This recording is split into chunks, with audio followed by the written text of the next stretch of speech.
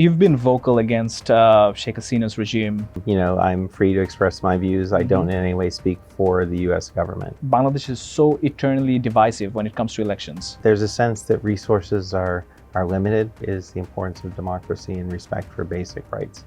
And that has been something that has been, human rights and democracy were a matter of contention in the bilateral relationship. What do you think the US's role should be in Bangladesh's politics? Some would perhaps see as interference. The US has failed to prevent another managed election. The US did as much as it thought it could to try to achieve its objectives. Awami League has been banned recently. So there's a lot of question marks. We've seen the human rights situation in Bangladesh has deteriorated. What people described to me the situation was before July, I see that there's been a number of improvements.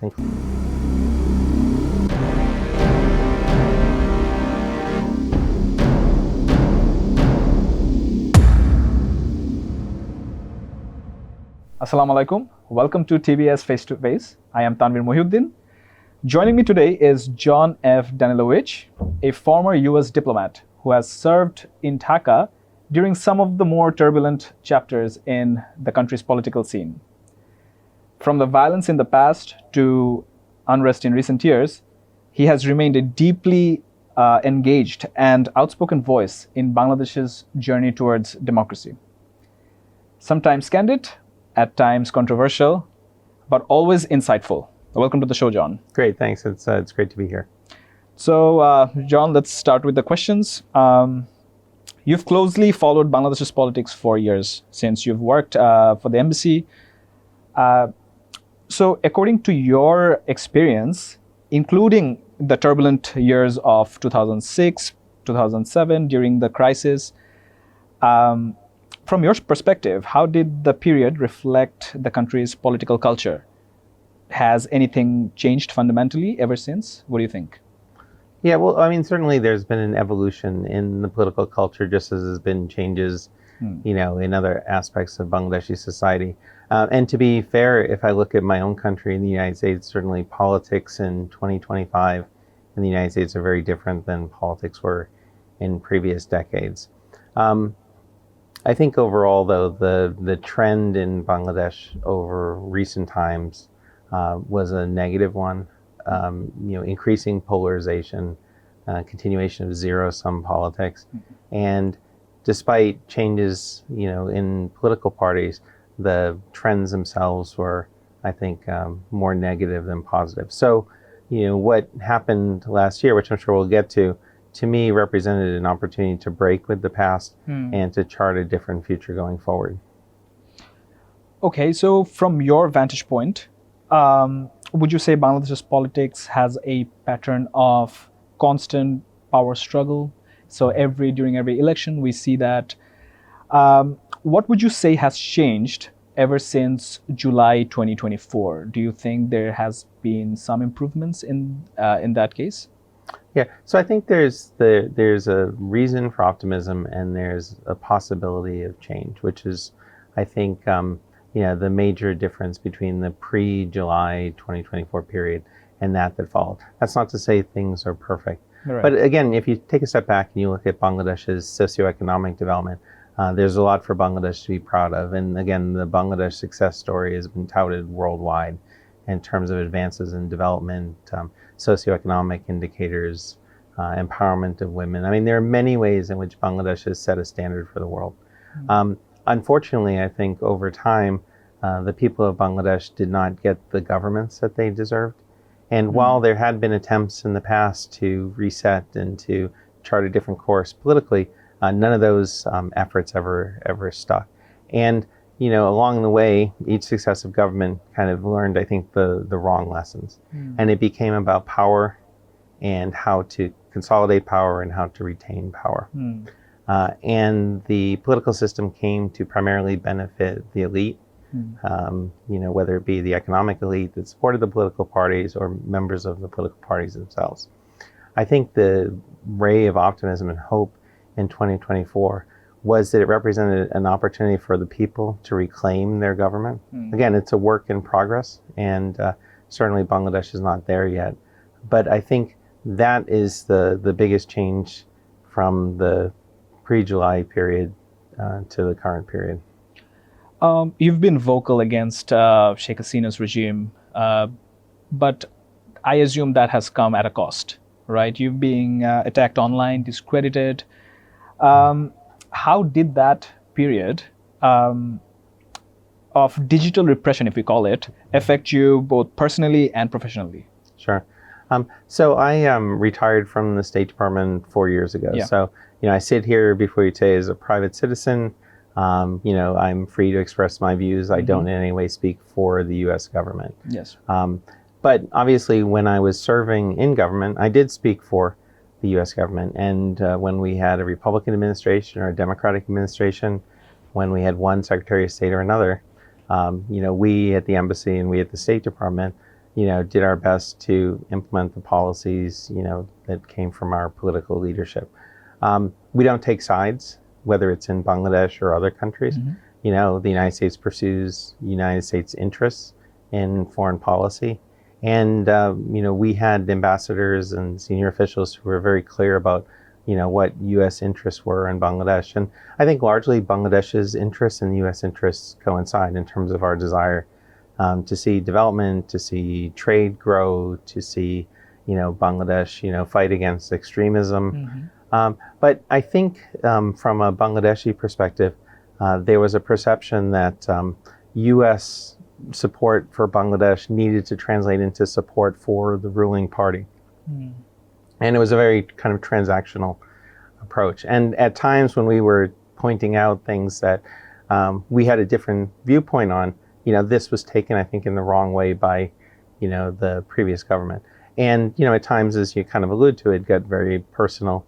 And, I don't want to, kind of make this about me, because if you look at, other U.S. diplomats, very distinguished, individuals who we had serve here, my former boss, Ambassador Dan Mozina, the most recent U.S. ambassador who I greatly admire, Peter Haas, Marcia Bernacat, another one of our most senior diplomats. Each of them found themselves targets of the previous regime's wrath because they were promoting U.S. policies that the previous government saw as a threat to their interests. This isn't related or isn't limited to the relationship between the two countries officially. I mean, this bleeds over into other aspects. And, one of the areas in which I've been active since my retirement is in the kind of the world, the wild west of social media. And certainly there, the discourse isn't always at the level that one would hope. And, personal attacks and, lies, misinformation, disinformation are kind of par for the course. But, to kind of keep perspective, my view had always been that if I'm being attacked for my views, then I must be onto something. There must be a reason. Right. And if anything, it maybe inspired me at times to kind of keep going. So since you've mentioned your involvement in social media when it comes to speaking out about the country's situation, you've been closely observing Bangladesh Nationalist Party, BNP's movement right before the election of 2024, the most controversial one that a lot of people call it the most controversial one. Looking back, what do you think went wrong? Why do you think that movement did not achieve what it sought? Sure. Well, again, it's interesting if you look at, the longer term of Bangladesh's politics. I mean, one of the lessons that political parties learned is that the way to affect change is through these movements, right? Whether it was the political parties working together to confront the Ershad regime in the late 1980s, early 1990s, or if you look at the back and forth between the BNP and the Awami League.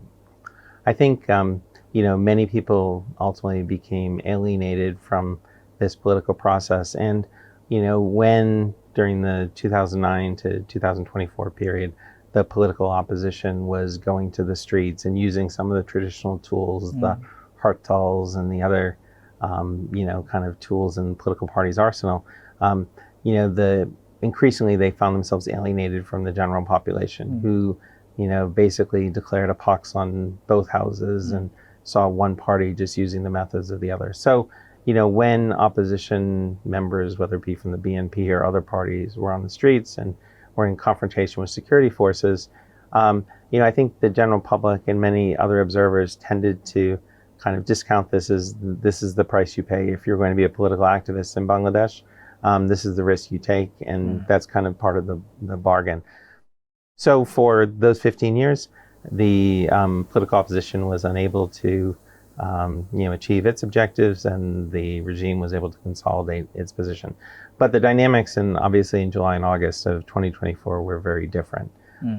When you had the students on the streets, not just initially the public university students, but then when it expanded to private university students, younger students, and then workers, members of civil society, parents, relatives, others, and the other political parties. I mean, obviously the BNP and the other political parties also joined that movement. Then you had a broad-based popular movement.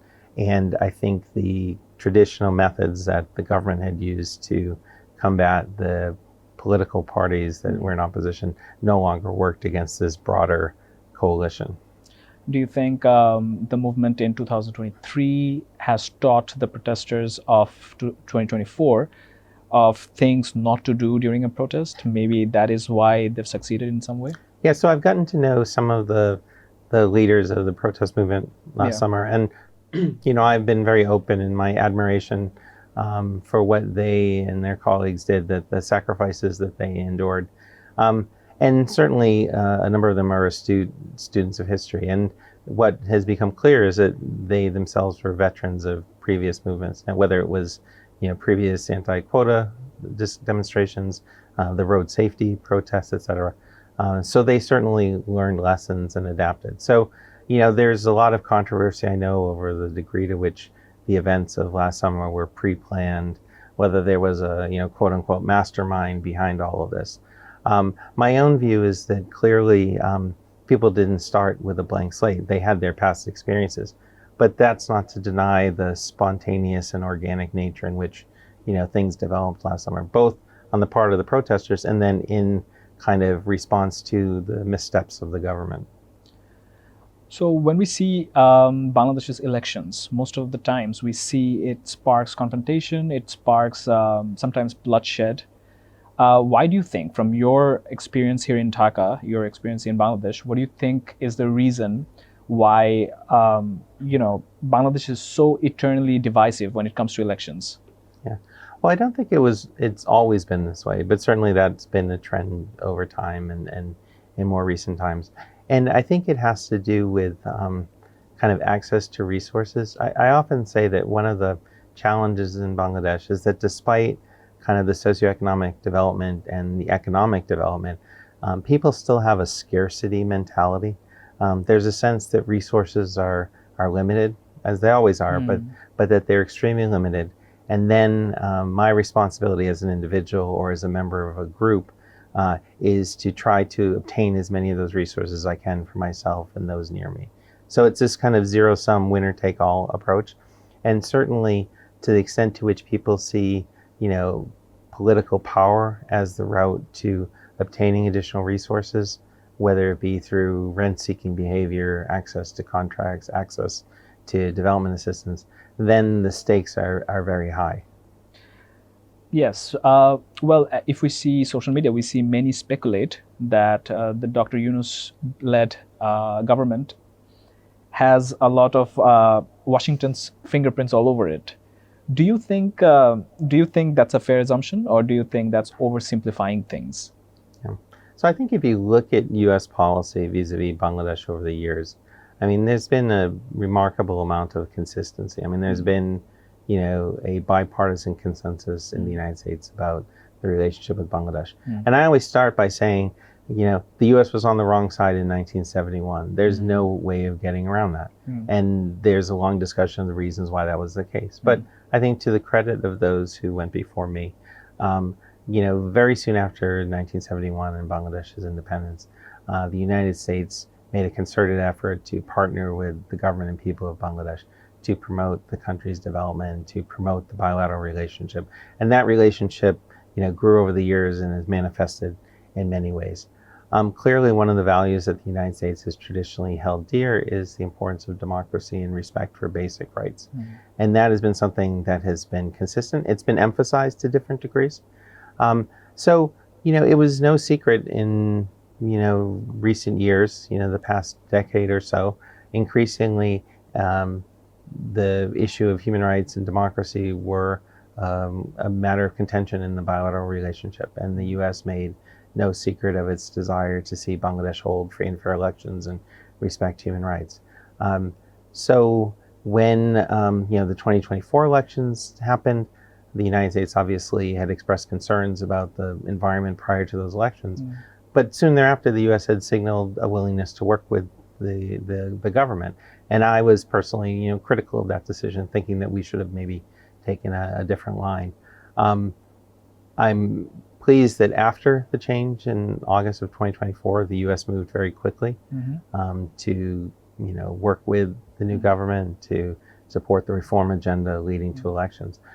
Certainly, Professor Yunus's position and role contributed, I think, to the desire of the United States to assist. I mean, Professor Yunus is widely respected in the United States for his many achievements, and I think he was certainly an asset to the government, and the Biden administration, moved very quickly to support him. But that support has continued, since. And, I'm confident that given the circumstances, even if somebody else had been in charge of the interim government, the U.S. support would have been, kind of broadly consistent. All this is saying that the U.S. adapted to the situation that developed after, August 5th in a way to advance both U.S. and Bangladesh's interests. But this is very different than saying that this was part of some plan that the United States had from the beginning to, orchestrate a regime change in Bangladesh. I see no evidence to support that. As a former diplomat, what do you think the US's role should be in Bangladesh's politics, especially post August 5th? And what do you have to say about the Trump administration's tariff and whatever is imposed to Bangladesh right now, especially in a time when there's a huge transition of power? So what do you think US's role should be, especially after August 5th? Sure. So, ultimately, Bangladesh and the United States are both sovereign nations and make their decisions based on what they perceive as their own interests. As diplomats, our jobs are kind of multifaceted. One obligation we have, or one role that we have, is to understand the country that we're in and to be able to report back to our capital what's happening, to make recommendations regarding policy. So in order to understand the situation, we need to have contacts across the board with people. So we need to talk to everyone and anyone about what's happening. We also need to convey to both government and others, what the United States thinks, what our perspective is, what our interests and values are. So this requires an engagement that some would perhaps see as interference. Again, when it came to things like, U.S. development assistance, which is undergoing, changes right now, there was an obligation by the embassy and those implementing development programs to make sure that we got the maximum return on our investment. So we needed to understand the environment, and at times there were conditions attached to our, assistance. Same with our security assistance programs, whatever. So again, nothing about that is unique about Bangladesh or unique about the U.S. and Bangladesh relationship. Certainly, there's been a change in approach in Washington since the Trump administration has come in. And now that the Trump administration has been in office for about 6 months, I think the outlines of the priorities are pretty clear, even if there hasn't been a formally articulated policy specifically towards Bangladesh. President Trump's first priority is securing U.S. borders, including working with countries whose nationals will be departing the United States. But beyond that, the Trump administration's number one priority has been to develop the economic and trade relationships in a way to advance prosperity in the United States, but ultimately to, advance prosperity around the world. So we're in a stage right now where Bangladesh is, along with many other countries, engaged in negotiations with the United States. President Trump has announced that he has a certain intention to impose tariff rates by August 1st unless some other agreement is reached. We see kind of trickling out the news of agreements being reached, with the United Kingdom, with Vietnam, subsequently with Indonesia, most recently the Philippines, Japan, and others underway. Bangladesh is very much engaged in that process. The negotiations are at an advanced stage. And my hope and expectation is that the US and Bangladesh will reach an agreement. I can't predict what the final results of that will be, but I think the government of Bangladesh deserves credit for the way in which they've engaged constructively with Washington since the Trump administration has come in, understanding US priorities and interests, and also being able to articulate Bangladesh's priorities and interests. Critics argue that despite sanctions, visa restrictions, and a strong rhetoric, the US has failed to prevent another managed election, the last one, in 2024, early 2024. Why do you think that pressure didn't work? Yeah, so I taught for several years at the U.S. Naval War College in our strategy and policy department.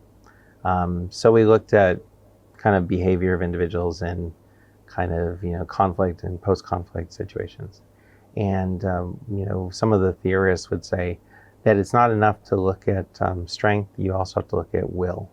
So often when there's a difference, and this can extend to negotiations, the value of the object is very important, and sometimes the value of the object is higher for one party than the other.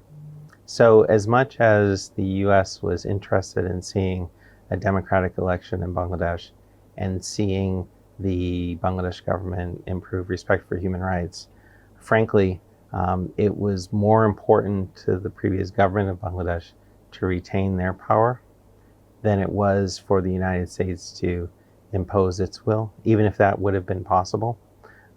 So at the end of the day, I think the US did as much as it thought it could to try to achieve its objectives.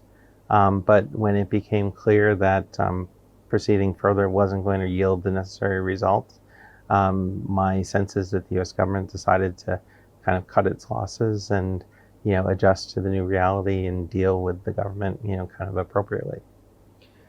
So behind closed doors, do you think the US had any direct involvement in the political transition in Bangladesh, or do you think it was completely hands-free diplomacy? Yeah. So, again, all I can do is reflect on, my kind of interactions, my knowledge, my understanding. And I wouldn't restrict this just to the United States.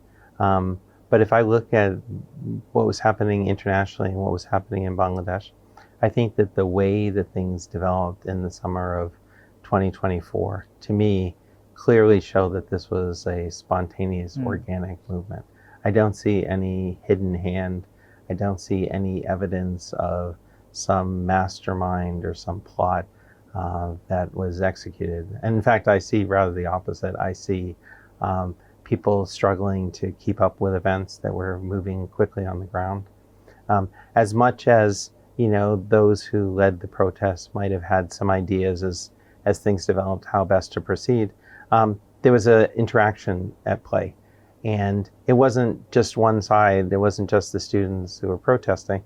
It was also the government and its reaction. And I think when historians look back on that period, as much as they may give credit to those who carried out the protests, they will also probably point to the mistakes that the previous government made, which ended up contributing to the ultimate outcome. So I think that the revolution, if you call it that, in Bangladesh was homegrown. The people of Bangladesh controlled and continue to control their destiny. And while the United States and others were interested observers, and as I mentioned, certainly stepped in afterwards to try to, influence the course of events after August 8th, I've yet to see anyone produce any credible evidence that there was a hidden hand. And, just as an aside, within the U.S. domestic political debate, some of the outrageous kind of accounts of U.S. assistance programs that were somehow part of a deep state plot to destabilize Bangladesh, to me are simply, ridiculous. Thinking that, a small U.S. aid or U.S. government funded program to promote, rap music was somehow the catalyst that led to the change in government in Bangladesh, to me is just laughable for anyone who understands this country. So you probably know that Awami League has been banned recently.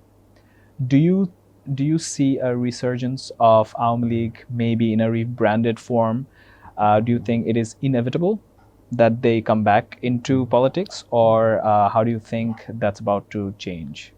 Yeah, so it's, as an analyst, it's it's a tough question because on the one hand, we don't really have any evidence of voters' preferences for the last, 15 years. So since the, 2008 elections, there have been no credible national elections that would give you a sense of what support the political parties have. While there's been some polling, I don't think there's really any kind of world-class, kind of systematic polling effort that would give you a good sense of where voters are.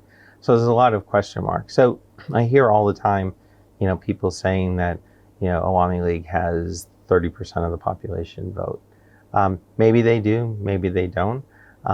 But I don't see that anyone has any hard evidence that they point to. I mean, there has been some polling, which gives you some indications. We'll see what happens in the elections. As you noted, it looks like the Awami League will not be able to participate. But that doesn't mean that voters won't have ways of expressing their views, whether they decide not to go to the polls, or whether they spoil their ballots or cast a blank ballot. There'll probably be proxy ways to determine how much support they have. I don't know if the resources are available, but to me, it would be great if some organization were able to conduct valid exit polling and actually ask voters to explain why they voted in the way that they did, as a way to kind of help interpret the results. So we'll see what happens. It may be that the Awami League retains support, but it may also be that that was a fiction. Mhm. Well, some observers, especially very recently, worry that more ideologically right-leaning forces are gaining influence. Do you think there are any signs of such a shift, or do you think the concern is overstated? Yeah. So, again, I think about my own country and I think about the changes that are underway. Obviously, in other countries, I mean, next door in India, Indian politics are very different in 2025 than they were in previous decades. I haven't watched it yet, but I saw on one of the streaming services at home that there was a documentary that had come out about Brazil, and it's focused on the rise of evangelical Protestantism in Brazil and how that's impacted Brazilian politics. So on the face of it, it wouldn't be surprising if things had changed in Bangladesh. Certainly people point to, from a kind of socio-cultural standpoint, changes in behavior of Bangladeshis, which, there's lots of theories for that, whether it's the influence of, workers who have been in the Middle East or otherwise. But it's an undeniable fact that the majority of Bangladesh's population, is Muslim, and, that there may be some manifestations of people's religious identities in their daily life or in their political preferences. So, it's not something that I lose sleep over in terms of worrying about, the strength of religiously inclined political parties in Bangladesh. I'm personally a believer that in a democracy, you have to respect the will of the people, and that people will make decisions for a variety of reasons.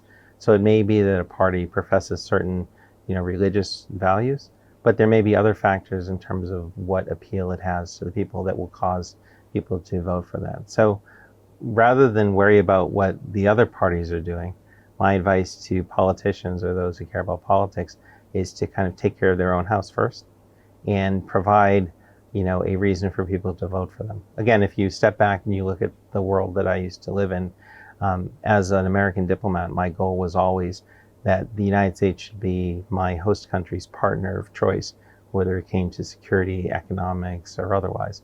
So I think similarly, people should give voters a reason to vote for them rather than try to convince them not to vote for somebody else.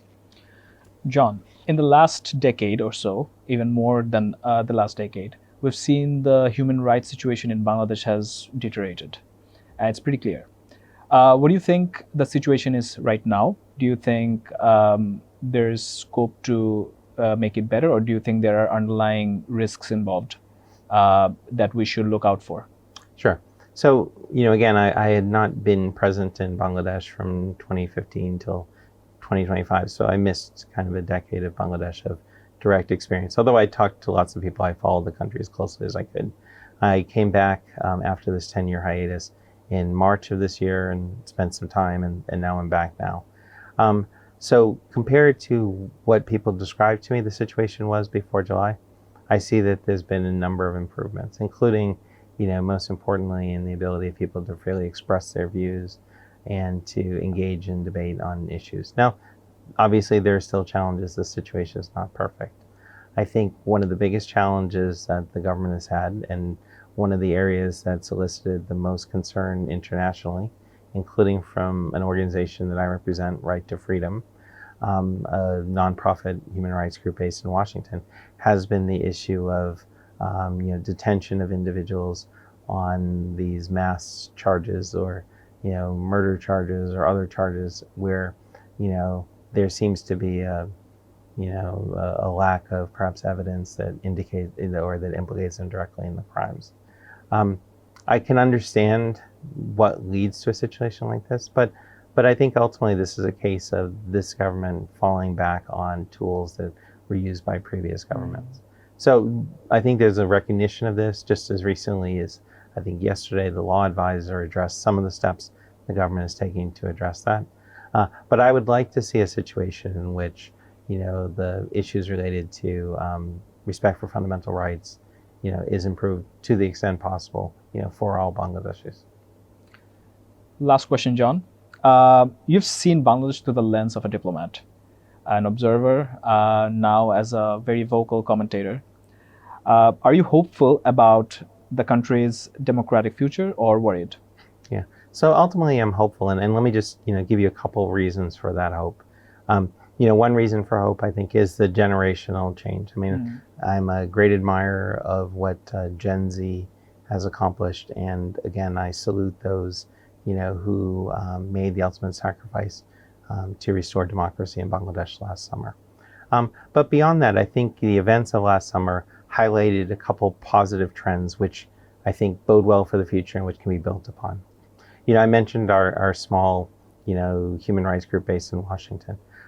We exist because of the interest of, friends of Bangladesh and members of the Bangladeshi diaspora in the United States in seeing the situation improve here, particularly with regard to democracy and human rights.